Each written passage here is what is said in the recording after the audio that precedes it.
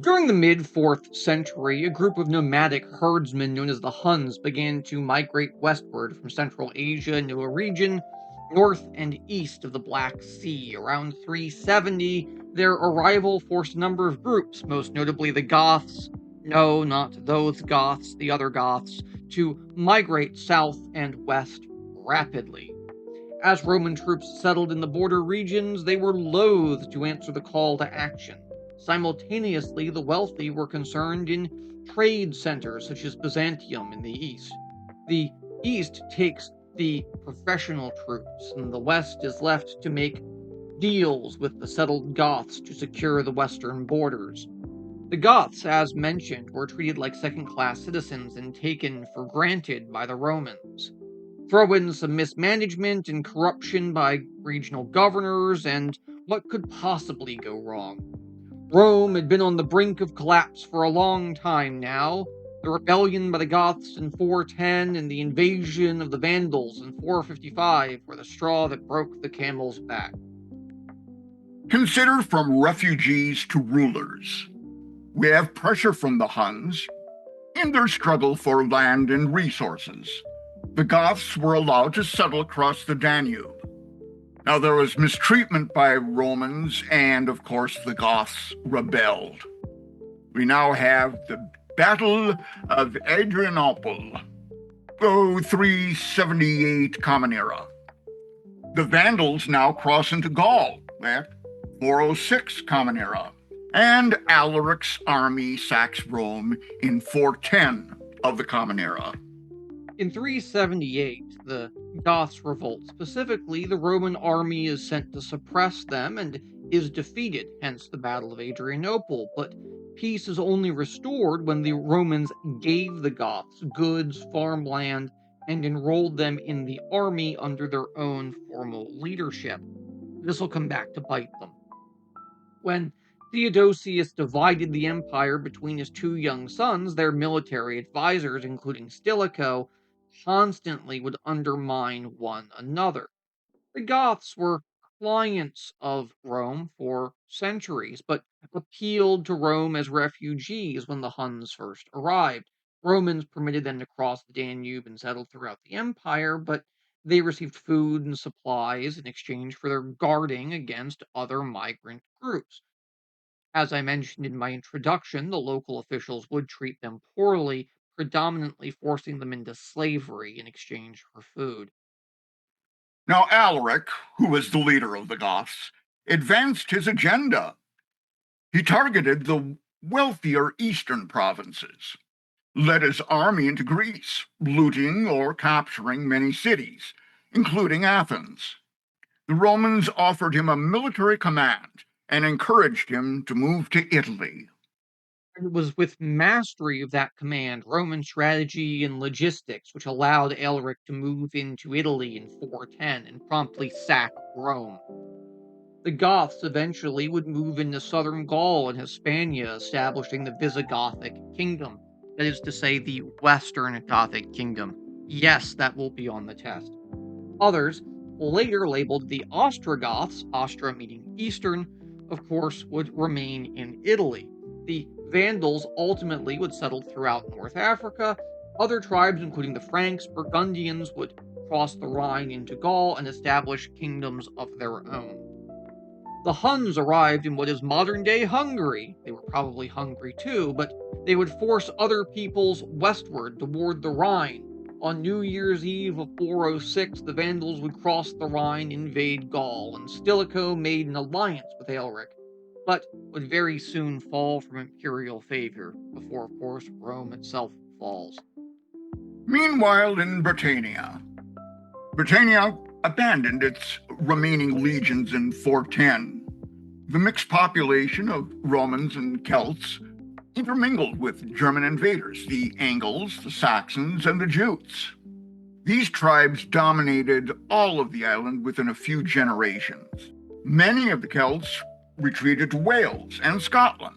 The rest of Britain would become an Angle land, England. The Western Empire wasn't nearly as disconnected. The Huns, under the leadership of their warlord Attila, would invade Roman territory. The last Western Roman emperor was an ineffectual usurper known as Romulus Augustus. In 476 CE, he would be opposed by Odovacar, a chieftain who headed a mixed band of barbarians, Huns, and frankly disgruntled Romans. And let's face it, you can't blame them. From Constantinople, Rome is really no longer a viable option, and it could really only be ruled by a barbarian. So enter Emperor Zeno, 474 to 491, who would send Theodoric, the son of a Gothic king who was raised as a hostage in Constantinople, to defeat Odovacar and, of course, the Huns. Theodoric did so. He would establish his own kingdom based in Ravenna, which he would rule until his death in 526. And keep in mind, his kingdom looks basically exactly like the western half of the Roman Empire, because it was. Here we have a coin depicting Theodoric, the Ostrogoth. As you might expect, these migrations will have some impact. The core provinces of the West, which were captured by the Germanic war bands. Number one, we have the Roman armies being weakened, and the best legions were sent to protect the richer eastern provinces. Soldiers in the West integrated into local populations, making it difficult to move them rapidly.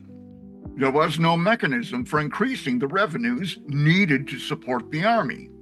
The West's barbarians hadn't seemed threatening for generations. Many of the so-called Romanized that their differences could not be detected in archaeological evidence. Beyond that, in 400 CE, the economy of the West was characterized by the mass production of low cost, high quality consumer goods that circulated in massive quantities.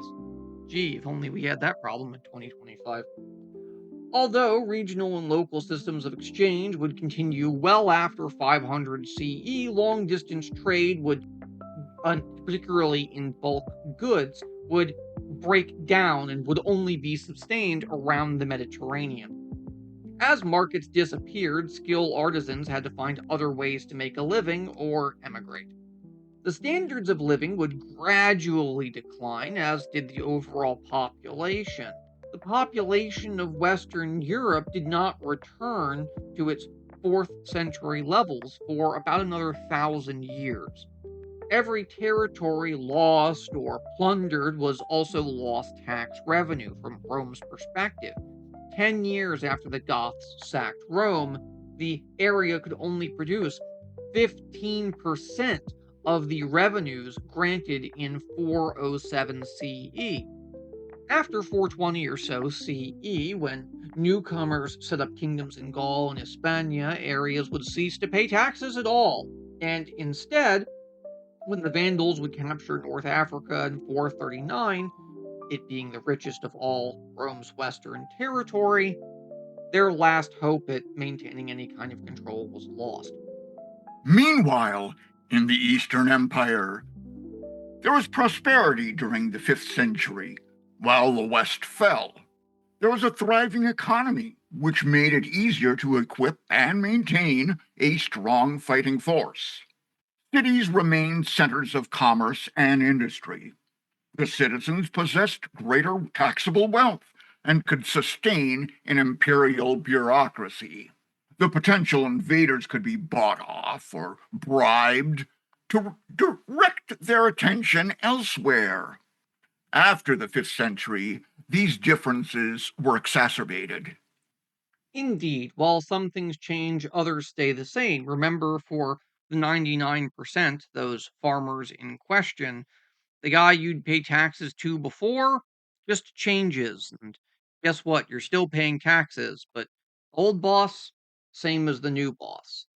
Roman bureaucracies would often survive throughout the West, but proceeds, of course, go to the new barbarians or even Christian bishops. Roman agricultural patterns would continue in most areas, frequently under the exact same landlords. Local Roman elites would continue to dominate civic life, and Roman cities continued to dominate their surrounding regions, especially in southern Gaul and Hispania. the invasions did not bring an end to Roman culture or influence. It didn't even bring an end to Roman values. They saw themselves as Roman. King Theodoric, as a Goth, said, and I quote, "An able Goth wishes to be like a Roman, but only a poor Roman would want to be like a Goth." Now, there are new voices which would carry the torch of Christianity. St. Jerome, 340 to 420, translated the Bible from Hebrew and Greek into Latin, which is known as the Vulgate. It became the standard and remained so until the 16th century. It was a vigorous, colloquial, and clear translation. Prose and poetry influenced Latin authors for centuries.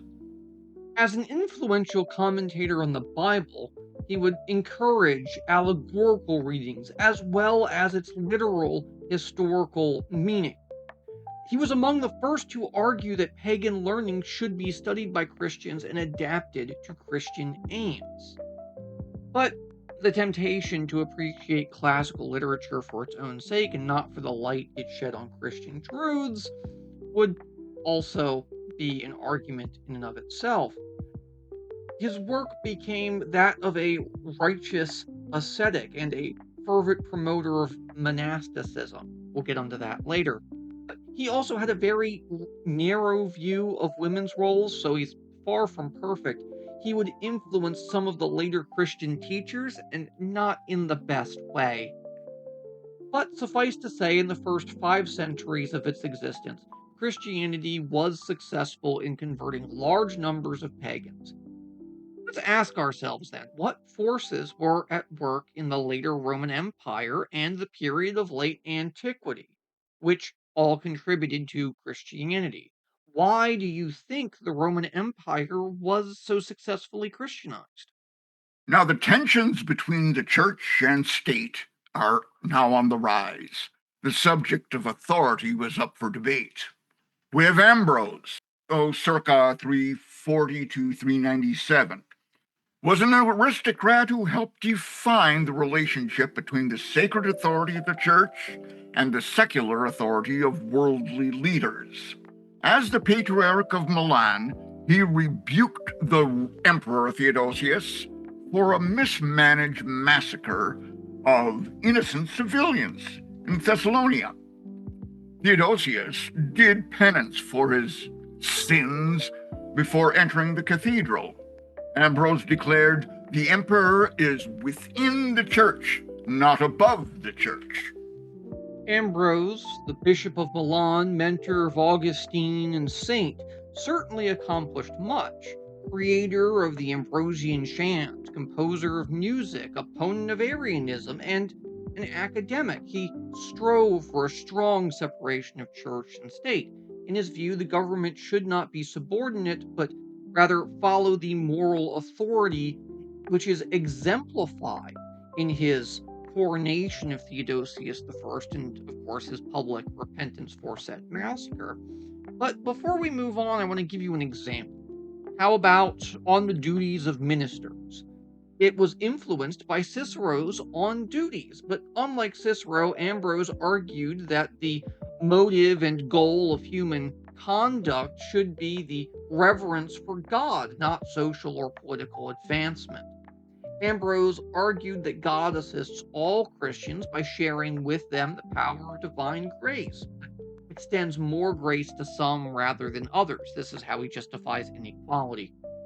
His emphasis on the necessity and mystery of grace is refined by his disciple Augustine.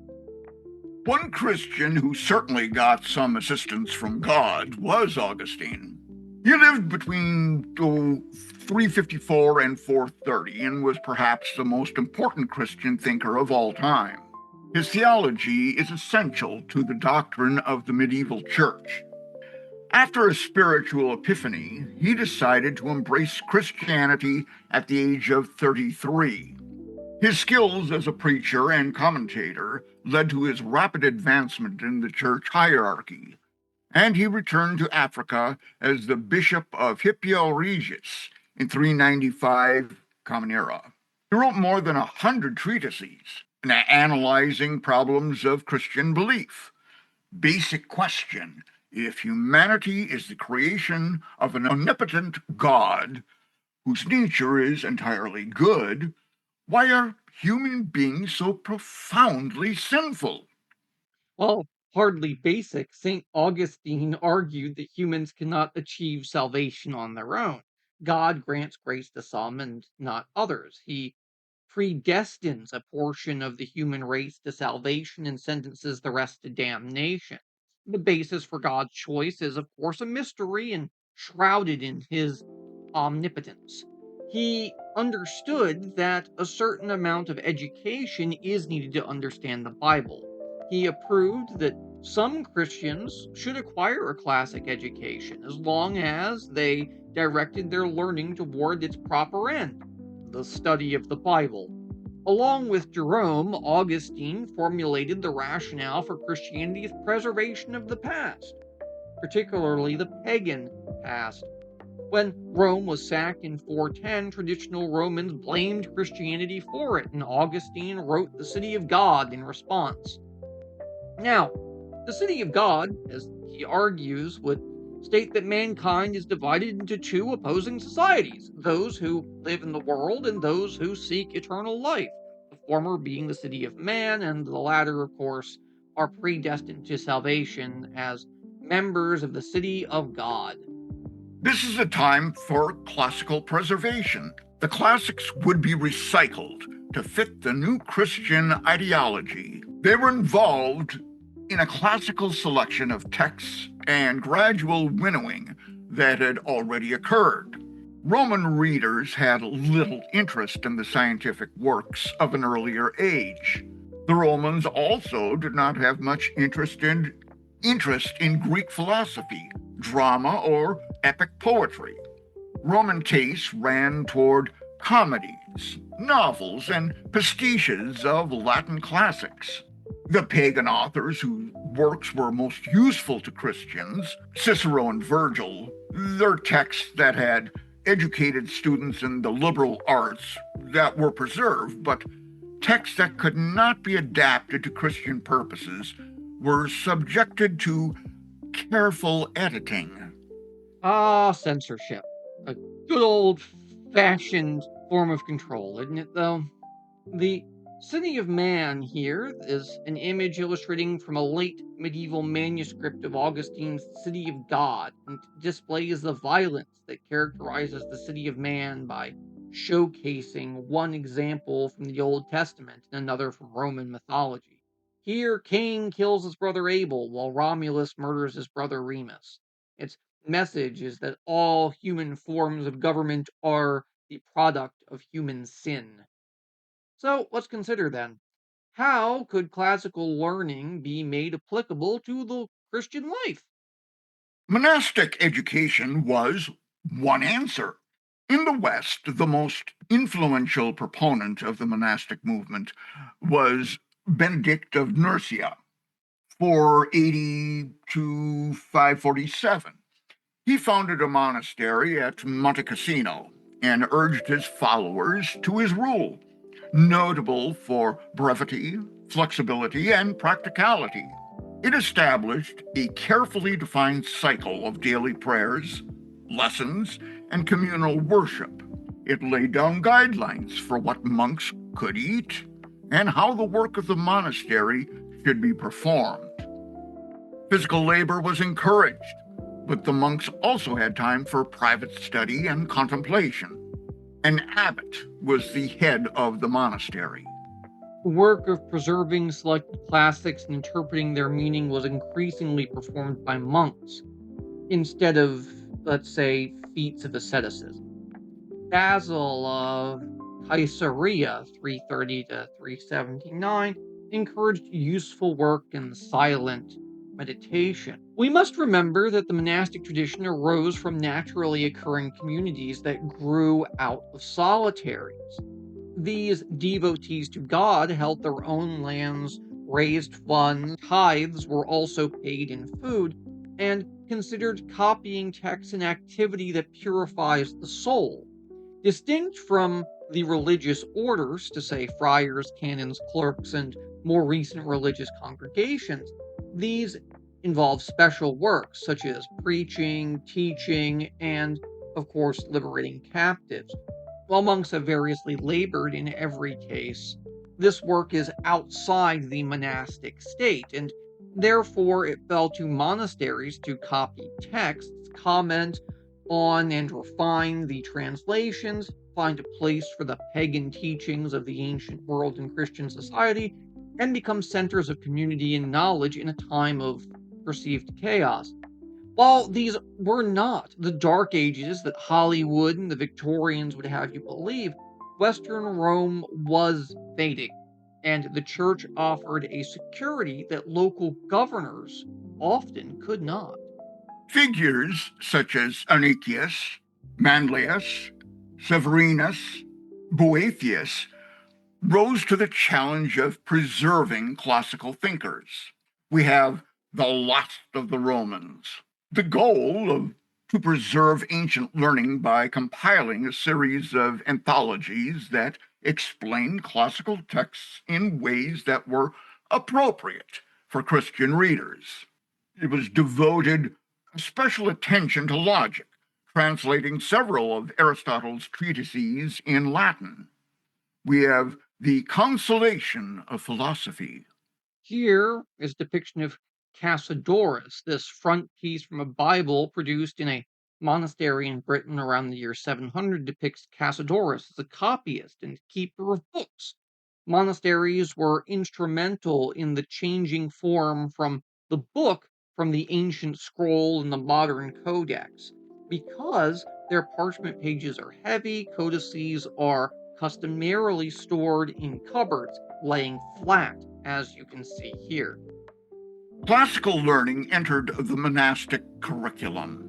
We have Flavius, Magnus, Aurelius, Cassiodorus, senator, circa 492-583, wrote the history of the Goths, founded a monastery in Vivarium, composed commentaries on the Psalms, and believed that the study of classical literature was an essential preliminary to understanding the Bible. Cassiodorus encouraged the copying of books and argued that this was precisely the sort of manual labor that Benedict had advocated. Monasteries became engines for collection, preservation, and transmission of knowledge. I repeat again, the Christian church at this point was a salvation for ancient and pagan sources. It's not until later that they get their awful reputation for destroying ancient sources. It is under Cassiodorus that the Codex replaces the scroll. He would write the Institutes, a list of readings arranged so that a student would begin with simpler works of pagan literature and then move on to more difficult ones, and eventually even study theology. He defined classical canon, which forms the basis of Christian education in the West. And with that, dear friends, this brings us to the end. The Goths have sacked Rome, and in the place of central Roman infrastructure, the church has risen. We now see how the Catholic Church is poised to take its place as being a central administrative, center, a pivotal administrative center to the Christian world, where its relationship with kings is slowly ratcheting up in tension, and more importantly, where the Roman world ends and the early medieval period begins. But as always, remember, Rome did not fall when the Goths sacked it, nor when the Visigoths came afterwards. It continued on in the form of the Byzantines. See you next time.